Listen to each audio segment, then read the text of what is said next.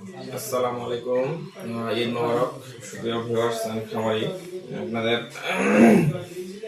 আপনাদেরকে আজকে আমরা মানে রমজানের বন্ধের পরে আর কি প্রথম অফিস, তো প্রথম আমাদের যে মুরব্বী আসছে হাসপাতালে, ওনার সমস্যাটা আমরা শুনবো, তারপরে শোনার পরে আমি কিছু আলোচনা করবো আর কি। আপনার সমস্যাটা সুন্দর করে বলেন, যেগুলো বললেন আমাকে এগুলাই বলেন। বলেন সমস্যা। ছাগলকে শিয়াল আসে কামড় দেয়, তখন আমি দৌড় দিয়ে যা শিয়ালটাকে দেওয়া রেখে দিই। কতদিন আগে সেটা? সেটা এই প্রথমে ঝড় হলো তখন।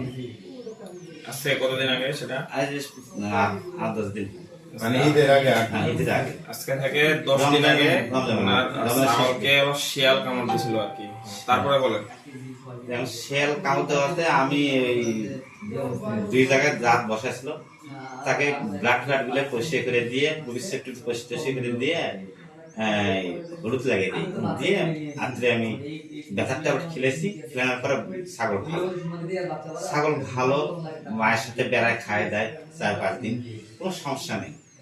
আর কালকে হঠাৎ বাচ্চাটা ঘুরতে ঘুরতে ঘুরতে ঘুরতে আর দাঁত ক্রিস ক্রিস ক্রিস ক্রিস করে দাঁত না ভাঙিয়ে ফেলালো। এই অবস্থা, কষ্ট কষ্ট কামড়াতে ঘুরে ছাড়ে দিলে উল্টেও ঘুরে যায়। তখন আমি ভাবলাম যে হাসপাতালে নিয়ে দেয়, হাসপাতালে নিয়ে গেলে সারা এর কোনো ট্রিটমেন্ট দিতে পারবে, কারণ ঠিক আরো অসুবিধা হয়ে গেছে। ব্রেডের মাথায় কামড় দিচ্ছে, ঠিকই অসুবিধা হয়ে গেছে। আজকে নিয়ে আসছেন আর কি। কালকে আসছিলাম, আসে দেখি অফিস বদ্ধ, জানা ছিল না অফিস বদ্ধ না। উনি যে জন্য ভিডিওটা চালু করতে মেনলি আর কি, এটা ওনার না ম্যাক্সিমাম আমার এই লাস্ট প্রত্যেক দিনই আসে 5টা-6টা বারে কুকুর কামড় দেয়, শিয়াল কামড় দেয়, এই ধরনের কেসগুলো আসে হাসপাতালে। তো এই জন্য এখন শিয়াল কামড় দেওয়ার কেসগুলো এখন বেশি আসবে, শিয়াল অতিরিক্ত হয়ে গেছে। এই জন্য ভিডিওটা চালু করছি। মেন হচ্ছে কি, এই ধরনের যে ডগ বাইট বা শিয়াল যে বাইট করে ছাগলকে, এই কামড়ের রোগীগুলাকে আসলে কি করণীয় ওনারা হয়তো খামারিরা অনেকে বুঝে না। এই ধরনের কেসগুলো আপনার ওই কুকুর আর শিয়াল যখন কামড় দিবে, তার আপনার হলো 12 ঘন্টা বা সর্বোচ্চ 24 ঘন্টার মধ্যে আপনার ডাক্তারের নিকট নিয়ে আসতে হবে, বা আপনাকে সেই ট্রিটমেন্টটা করতে হবে আর কি, ভ্যাকসিনেশন করতে হবে। প্রথমে কি করণীয়, ওনার হলো 10 দিন হয়ে গেছে, 10 দিন পরে গত 2-1 দিন আগে উনি ভ্যাকসিন করছে। এটার কোনো লাভ নেই আর কি, করাও যায় না করাও যায়, মানে অলরেডি ছাগল আক্রান্ত হয়ে গেছে নার্ভাস সিস্টেমে। এটা হলো ইনস্ট্যান্ট যদি আপনি ট্রিটমেন্ট না করেন, তাহলে হচ্ছে এটা নার্ভাস সিস্টেমে অ্যাটাক করে প্রথমে আর কি। যেটা ওনার এই যে ছাগল নিয়ে আসছে, সেটা ওটা আক্রান্ত হয়ে গেছে অলরেডি আক্রমণ হয়ে গেছে। হ্যাঁ, ওই জন্য 12 ঘন্টা না হলে অন্তত 24 ঘন্টার মধ্যেই, যদি কোনো কারণে না হয় 24 ঘন্টার মধ্যেই আপনাকে ভ্যাকসিনেশন করতে হবে।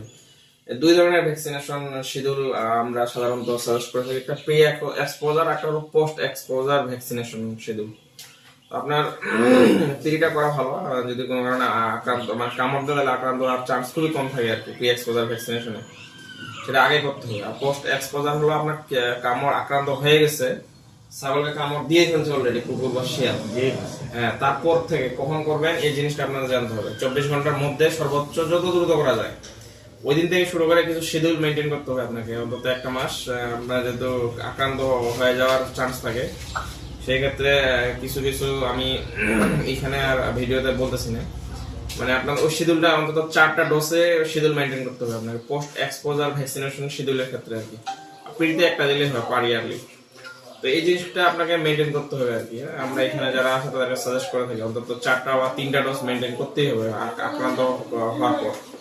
আর মেইন যে বিষয়টা হলো, সেটা হলো কামড় দেওয়ার সাথে সাথেই আপনাকে এটা ট্রিটমেন্ট বা ভ্যাকসিনেশন করতেই হবে, নাহলে যে ওনার যে ছাগলটা আক্রান্ত হয়ে গেছে, এটা হলো নার্ভাস সিস্টেমে চলে গেছে কিন্তু এফেক্টটা।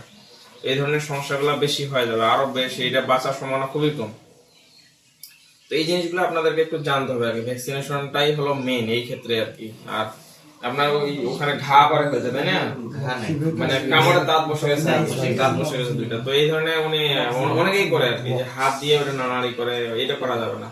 আপনি প্লাস্টিকের যে গ্লোভস না থাকলে ইনস্ট্যান্ট প্লাস্টিক দিয়ে ওইটা আপনাকে সুন্দর করে সাবান বা সোডা দিয়ে আপনাকে ওইটা সুন্দর করে পরিষ্কার করে দিতে হবে, তো ভাইরাসটা অনেকটা দুর্বল হয়ে যায় এখানে। হাত দিয়ে কোনোভাবেই আপনার মেসেজ বা নাড়ানাড়ি করা যাবে না, আপনার নিজেও আক্রান্ত হওয়ার চান্স থাকে এই ক্ষেত্রে।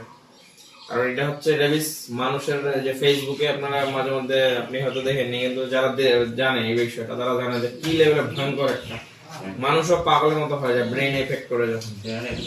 তো এই ক্ষেত্রে এই জিনিসগুলো আপনাদের একটু মেনটেন করতে হবে। যেমন কামড় দিল, আপনি আসার আগে ওই কাজটা করতে হবে, হাতে এটা খামারিদের উদ্দেশ্যে মেইনলি বলতেছি আর কি, এই জিনিসটা করতে হবে আপনাকে, হাতে প্লাস্টিক দিয়ে বা প্লাস্টিক গ্লাভস পাওয়া যায় ওগুলো দিয়ে ওই জায়গাটা সুন্দর করে ধুয়ে ফেলতে হবে পবিসের বা আয়োডিন বা সাবান বা এগুলো দিয়ে।